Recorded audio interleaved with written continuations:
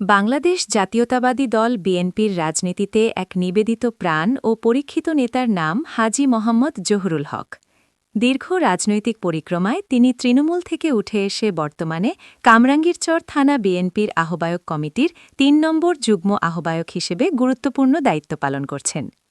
হাজী মোহাম্মদ জহুরুল হকের রাজনীতির হাতেখড়ি তার জন্মস্থান মুরাদনগরে।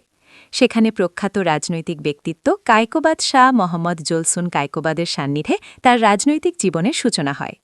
এরপর কর্মসংস্থানের তাগিদে তিনি সৌদি আরব পাড়ি জমান। প্রবাস জীবনেও তিনি রাজনীতির মাঠ ছেড়ে দেননি এবং সেখানে দলীয় সংগঠনের গুরুত্বপূর্ণ সাংগঠনিক দায়িত্ব পালন করেন। সৌদি আরব থেকে ফিরে গত ৩৬ বছর ধরে তিনি ঢাকার কামরাঙ্গীরচরে স্থায়ীভাবে বসবাস করছেন এবং স্থানীয় রাজনীতিতে সক্রিয় রয়েছেন। ঢাকায় তার রাজনৈতিক যাত্রা শুরু হয় সাবেক সংসদ সদস্য ও বিএনপির প্রভাবশালী নেতা প্রয়াত নাসিরুদ্দিন আহমেদ পিন্টুর হাত ধরে।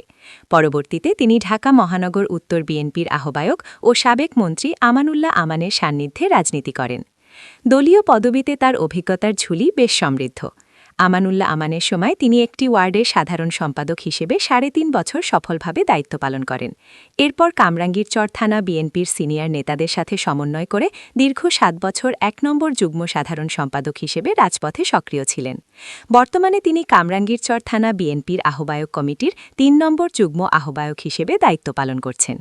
নিজের রাজনৈতিক পথ চলা সম্পর্কে হাজী জহুরুল হক বলেন, আমি শহীদ জিয়ার আদর্শে উজ্জীবিত হয়ে রাজনীতি করছি। প্রতিকূল পরিবেশেও দলের পাশেই ছিলাম। কামরাঙ্গীরচরের মাটি ও মানুষের সাথে আমার দীর্ঘ ৩৬ বছরের সম্পর্ক।